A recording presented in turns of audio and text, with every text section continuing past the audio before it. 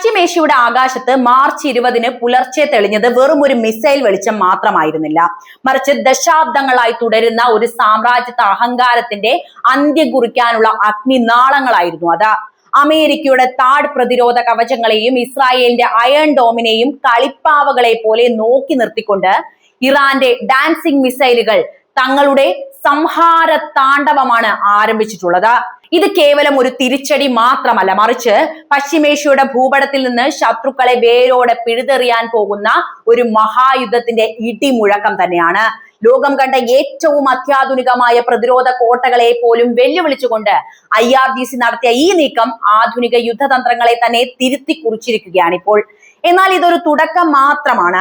ഇറാന്റെ ഭൂഗർഭാറകളിൽ ഇനിയും പുറത്തെടുക്കാത്ത വജ്രായുധങ്ങൾ സജ്ജമായി കഴിഞ്ഞു എന്ന വാർത്തകൾ ശത്രുപാളയങ്ങളിൽ ഭീതിയുടെ നിഴൽ പടർത്തുകയാണ് ഇപ്പോൾ ചെയ്തുകൊണ്ടിരിക്കുന്നത്. അമേരിക്കയും ഇസ്രായേലും കിടുകിട വിറയ്ക്കുന്ന അവസ്ഥയിലേക്ക് കാര്യങ്ങൾ എത്തുന്നു. ആത്മവിശ്വാസത്തോടെയും പോരാട്ട വീര്യത്തോടെയും ഇറാൻ മുന്നേറിക്കൊണ്ടിരിക്കുമ്പോൾ അമേരിക്കയുടെയും ഇസ്രായേലിന്റെയും അജയ്യത എന്ന മിഥ്യാധാരണയാണ് തകർന്നു വീഴുന്നത്.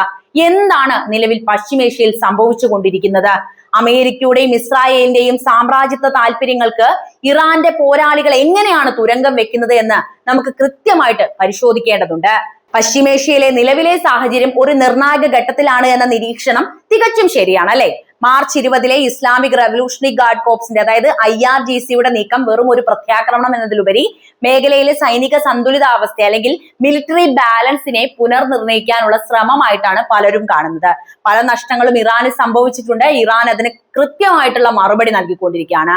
ഇസ്രായേലിന്റെ അയൺ ഡോം, അമേരിക്കയുടെ താഡ് തുടങ്ങിയ അത്യാധുനിക പ്രതിരോധ സംവിധാനങ്ങൾ പോലും വെല്ലുവിളിക്കപ്പെടുമ്പോൾ അത് ആധുനിക യുദ്ധതന്ത്രങ്ങളിൽ വലിയ മാറ്റങ്ങളാണ് വരുത്തുന്നത്. അതായത് യുദ്ധം അതിന്റെ മൂർധന്യാവസ്ഥയിലേക്ക് എത്തുകയാണ് എന്നർത്ഥം. ഇത്തരം സംഘർഷ സമയത്ത് സാധാരണ നമ്മൾ കാണാറുള്ളത് സ്വർണത്തിന്റെ വില കൂടും എന്നുള്ളതാണ്. പക്ഷെ ഇപ്പൊ പ്രതീക്ഷിക്കാതെ സ്വർണത്തിന്റെ വില കുറയുന്നതാണ് നമ്മൾ കണ്ടുകൊണ്ടിരിക്കുന്നത്. അപ്പം നമ്മൾ വില കൂടുമ്പം ഭാവിയിലും അങ്ങനെ ആകും എന്ന് വെച്ചിട്ട് മുഴുവൻ പണവും സ്വർണത്തിൽ ഇൻവെസ്റ്റ് ചെയ്യാൻ പാടില്ല. പണം എപ്പോഴും നമ്മൾ എങ്ങനെയാണ് ചെയ്യുന്നത്?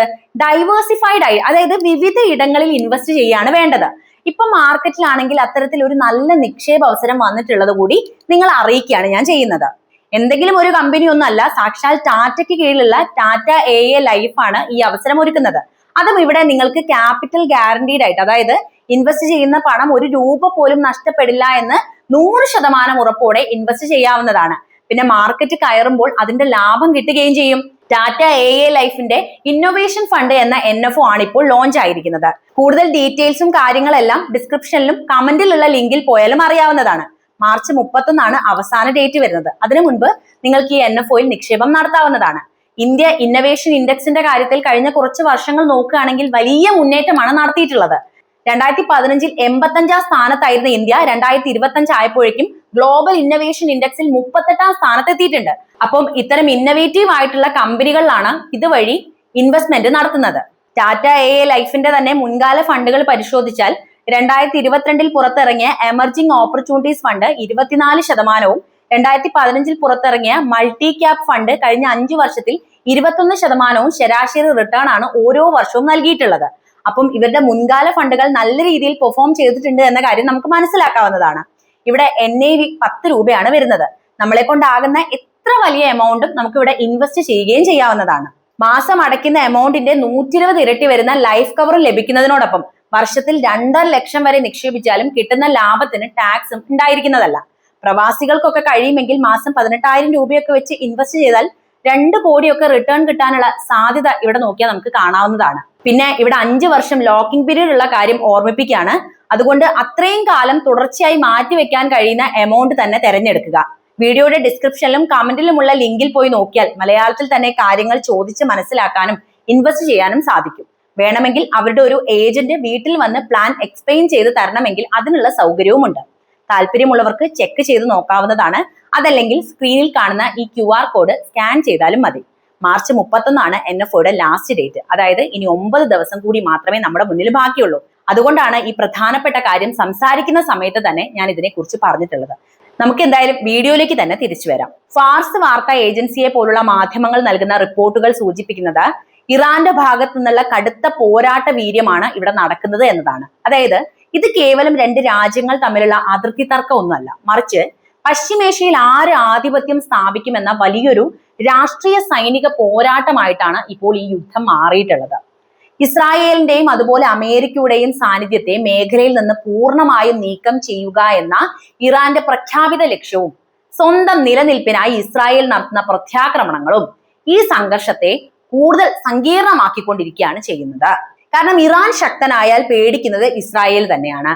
സമാധാനത്തിനുള്ള നയതന്ത്ര നീക്കങ്ങൾ പലപ്പോഴും പരാജയപ്പെടുന്നത് ഈ രണ്ട് പക്ഷങ്ങളും തമ്മിലുള്ള ആഴത്തിലുള്ള അവിശ്വാസം മൂലം തന്നെയാണ്. അതായത് ഒരു വശത്ത് തദ്ദേശീയമായി വികസിപ്പിച്ച മിസൈൽ സാങ്കേതിക വിദ്യയും മറുവശത്ത് ലോകത്തിലെ ഏറ്റവും മികച്ച പ്രതിരോധ സംവിധാനങ്ങളും ഏറ്റുമുട്ടുമ്പോൾ ഇതൊരു പ്രാദേശിക യുദ്ധത്തിൽ ഒതുങ്ങുമോ അതോ ഒരു ആഗോള പ്രതിസന്ധിയായിട്ട് മാറുമോ എന്നതാണ് വലിയ ചോദ്യം. നമുക്ക് മനസ്സിലായി, നമ്മുടെ വീട്ടിൽ തന്നെ പ്രശ്നങ്ങൾ വന്നു തുടങ്ങിയല്ലോ അല്ലെ. ഇതൊരു ആഗോള പ്രതിസന്ധിയാണ്. ലോകം മുഴുവൻ ഉറ്റുനോക്കുന്നത് ഈ ശക്തി പ്രകടനം എവിടെ ചെന്ന് അവസാനിക്കും എന്നതിലേക്ക് തന്നെയാണ്. അതിനുള്ള കരുക്കൾ ഇതിനോടകം തന്നെ ഇറാൻ നീക്കി തുടങ്ങുകയും ചെയ്തിട്ടുണ്ട്. യുദ്ധത്തിൽ വലിയ നഷ്ടം സംഭവിച്ചിരിക്കുന്നത് ഇറാന് തന്നെയാണെന്ന് നമുക്കറിയാം. ആ രാജ്യത്തിന്റെ പരമാധികാരത്തിന് മേൽ കൈവച്ച ഇസ്രായേലിനും അമേരിക്കയ്ക്കും കണക്കിന് കൊടുക്കാതെ യുദ്ധം അവസാനിപ്പിക്കാൻ ഇറാൻ ഇനി എന്തായാലും സാധിക്കില്ല. പുണ്യമാസത്തിൽ ഇറാൻ നഷ്ടപ്പെട്ടത് രാജ്യത്തിന്റെ പരമാധികാരിയെ തന്നെയാണ്. അദ്ദേഹത്തിന്റെ വംശത്തെ മുഴുവൻ നശിപ്പിക്കാൻ ശ്രമിച്ചവർക്ക് മുന്നിൽ തീ തുപ്പുന്ന മിസൈലുകളെ നിരത്തി വെച്ചാണ് ഇനി പ്രതിരോധം ഇറാൻ തീർക്കുന്നത്. അത് ഇറാന്റെ ആത്മാഭിമാനത്തിന്റെ പ്രശ്നം കൂടിയാണ്. നമുക്കതിൽ ഒന്നും പറയാനില്ല. കാരണം ഇറാന്റെ ആത്മാഭിമാനത്തിന്റെ മുകളിലാണ് അവർ തൊട്ടിട്ടുള്ളത്. ഇസ്രായേലിന്റെ വിഖ്യാതമായിട്ടുള്ള അയൺ ഡോം അല്ലെങ്കിൽ ആരോ പ്രതിരോധ സംവിധാനങ്ങളെയൊക്കെ അതുപോലെ അമേരിക്കയുടെ താഡ് മിസൈൽ സംവിധാനങ്ങളെയും ഒക്കെ മറികടക്കാൻ തക്ക ശേഷിയുള്ള മിസൈലുകൾ പ്രയോഗിക്കപ്പെട്ടു എന്നത് സൈനിക സാങ്കേതിക വിദ്യയിലെ വലിയൊരു വെല്ലുവിളി തന്നെയാണ്. ഒരു രാജ്യത്തിനും തങ്ങളെ തൊടാനാകില്ല എന്ന അഹങ്കാരത്തിലാണ് ഇവർ ഇതെല്ലാം ഉണ്ടാക്കിയത്.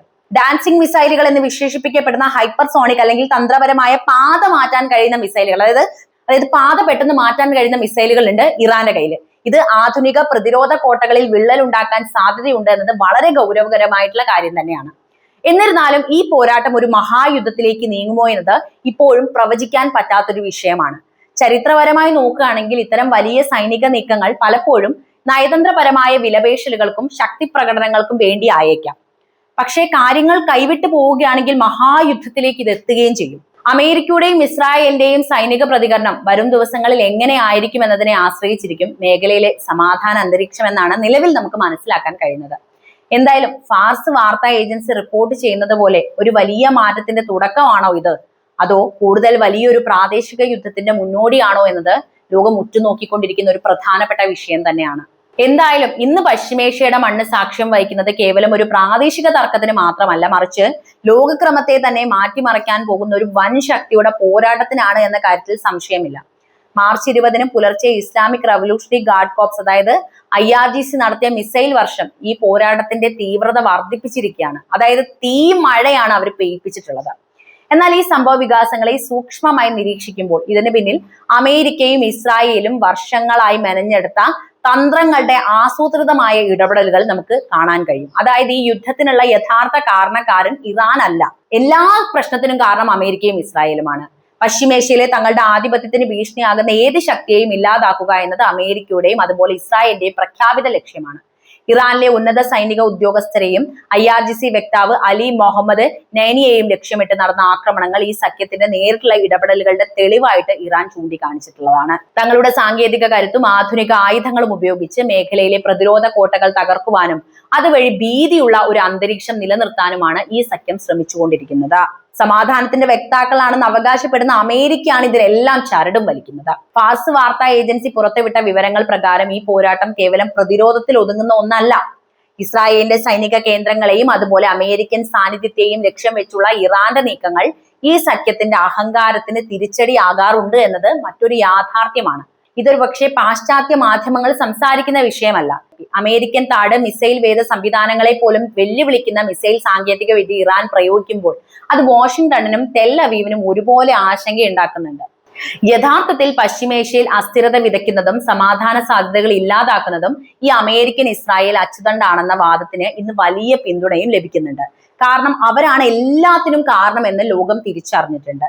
തങ്ങളുടെ താല്പര്യങ്ങൾ സംരക്ഷിക്കാനായി ഒരു ജനതയുടെ നിലനിൽപ്പിനെ തന്നെ ചോദ്യം ചെയ്യുന്ന രീതിയിലാണ് അവരുടെ നീക്കങ്ങളൊക്കെ. എന്നാൽ ഈ അടിച്ചമർത്തലുകൾക്കെതിരെ ഉയരുന്ന പോരാട്ട വീര്യം പശ്ചിമേഷ്യയുടെ മണ്ണിൽ നിന്ന് ശത്രു ശക്തികളെ വേരോടെ പിഴുതെറിയാൻ പ്രാപ്തിയുള്ളതാണ് എന്ന് പല നിരീക്ഷകരും കരുതുന്നുണ്ട്. എന്തായാലും യുദ്ധം അവസാനിക്കുന്നില്ല, യുദ്ധം തുടർന്നുകൊണ്ടിരിക്കുകയാണ്. ഇറാൻ ശക്തമായി പ്രതിരോധിക്കുന്നുണ്ട്. കാരണം ഇറാനെ സംബന്ധിച്ച് ഇറാന്റെ ആത്മാഭിമാനത്തിനാണ് മുറിവേറ്റത്. അതുകൊണ്ട് തന്നെ ഇറാന്റെ പരമോന്നത നേതാവ് ആയത്തുള്ള അലി ഖമേനിയെ വധിച്ചവർക്ക് വേണ്ടിയുള്ള എല്ലാവിധ ശിക്ഷകളും അവർ നടപ്പിലാക്കുമെന്ന് തന്നെയാണ് പ്രഖ്യാപിച്ചിട്ടുള്ളത്. ഇറാനെ സംബന്ധിച്ച് ഒന്നും നഷ്ടമാകാനില്ല. അതുകൊണ്ട് ആകാശത്ത് തീമഴ പെയ്യിപ്പിക്കുന്ന ഇറാനെ തന്നെയാണ് നമ്മൾ കാണുന്നത്. ഡാൻസിങ് മിസൈലുകളൊക്കെ ഉപയോഗിച്ചിട്ട് അവർ നടത്തുന്നത് വലിയൊരു പ്രതിരോധം തന്നെയാണ്. ഒരു രാജ്യത്തിന്റെ പരമാധികാരത്തിന് മേൽ കത്തിവെക്കാൻ അമേരിക്കയ്ക്കും ഇസ്രായേലിനും എന്ത് അധികാരം എന്ന ശക്തമായ ചോദ്യം കൂടി അവർ ഉയർത്തുന്നുണ്ട്. അതുകൊണ്ട് തന്നെ ലോകം ഇറാനൊപ്പം തന്നെയാണ് നിൽക്കുന്നത്.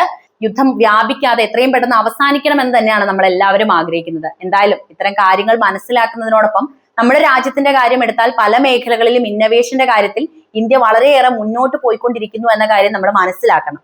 അപ്പോൾ അത്തരത്തിൽ മുന്നേറുന്ന കമ്പനികളിൽ ഇൻവെസ്റ്റ് ചെയ്തും പണം വളർത്താനുള്ള അവസരത്തെക്കുറിച്ച് ഞാൻ നേരത്തെ പറഞ്ഞിട്ടുണ്ട്. മാർച്ച് 31 വരെയാണ് നിങ്ങൾക്ക് ആ NFO ഇൻവെസ്റ്റ് ചെയ്യാൻ അവസരം ഉണ്ടായിരിക്കുക. ഇനി 9 ദിവസം കൂടി മാത്രമാണ് നമ്മുടെ മുന്നിലുള്ളത്. ലിങ്ക് ഞാൻ കമന്റ് ബോക്സിലും അതുപോലെ ഡിസ്ക്രിപ്ഷനിലും കൊടുത്തിട്ടുണ്ട്. അതിൽ പോയി കാര്യങ്ങൾ വായിച്ച് മനസ്സിലാക്കി ഇൻവെസ്റ്റ് ചെയ്യാവുന്നതാണ്.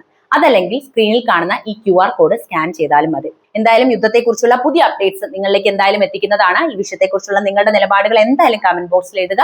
വീഡിയോ ഇഷ്ടമാവുകയാണെങ്കിൽ എല്ലാവരിലേക്കും ഈ വീഡിയോ എത്താൻ ഒന്ന് ലൈക്ക് ചെയ്യാനും ഷെയർ ചെയ്യാനും പ്രത്യേകം ശ്രദ്ധിക്കുമല്ലോ.